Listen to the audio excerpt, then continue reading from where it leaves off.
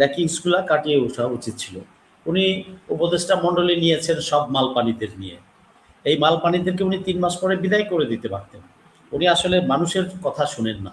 আমি বহুবার বহু মিটিংয়ে বহু কনফারেন্সে আমি বলেছি যে ডক্টর ইউনূস আপনি আপনার দরজা না পারেন আপনার জানলাটা একটু খোলা রাখেন যাতে আপনি মানুষের কাছ থেকে সরাসরি তথ্য পান।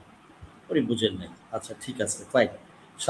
স্বাস্থ্য উপদেষ্টা এটা আসলে কমেন্ট করলেও মানে আমি কি বলবো আমার মান সম্মানে বাদে তাকে নিয়ে কমেন্ট করতে। তাকে নিয়ে আমি শহীদ মিনার, প্রেস ক্লাব, বিভিন্ন প্রোগ্রামে, বিভিন্ন টকশোতে বহু চিল্লাইছি। এটা অখাদ্যকে বসানো হয়েছে ওখানে।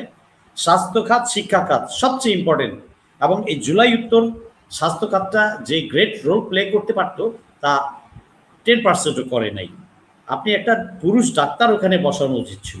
সব এনজিও নিতে হবে কেন? এনজিও তো নিছেন অনেকগুলা, বাট কিছু কিছু ইম্পর্টেন্ট জায়গায় পররাষ্ট্রতে আছে তৌহিদ, ও বাটপার এখনো ওখানে কিভাবে আছে?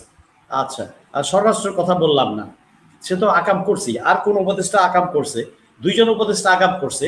এই আগে লিক আউট করে দিছে যে ওয়ারেন্টটা ইস্যু হতে যাচ্ছে। আমি জনগণকে বলবো বি রেডি।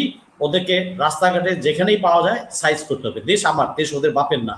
আইন পরে, মব পরে, কেউ মব কথা বলবেন না। মব বলবেন তাহলে আপনি সবার আগে সাইজ করতে হবে, সোজা কথা। ওই আওয়ামী বয়ান ট্রয়ান ওইগুলো বুঝি না। আমি কিন্তু জুলাই যোদ্ধা, মাঠে ছিলাম, আমি রক্তও দিছি।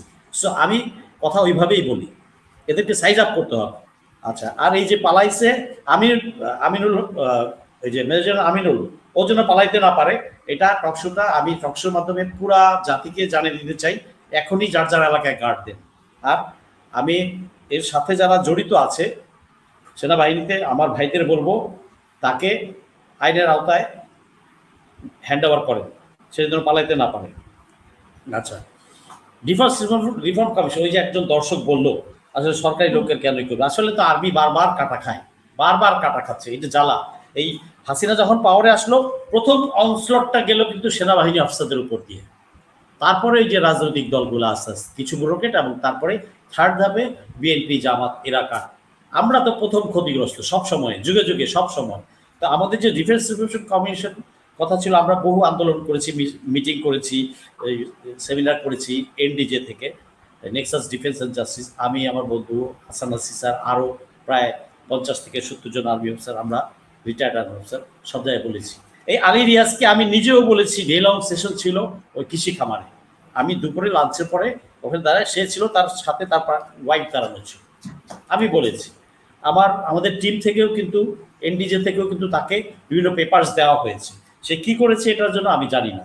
তো এই দুষ্টচক্র, পলিটিক্যাল দুষ্টচক্র, আমলা দুষ্টচক্র আর মাসেলম্যান দুষ্টচক্র এই দেশটাকে চুষে খাওয়ার জন্য তারা রিফর্মস চায় না। সবগুলা রিফর্ম কমিশন করলেন অনেকগুলা, আপনি আসল জায়গায় সার্বভৌমত্বের রক্ষক সেই সেনাবাহিনীর, সশস্ত্র বাহিনীর রিফর্ম কমিশনটা করলেন না।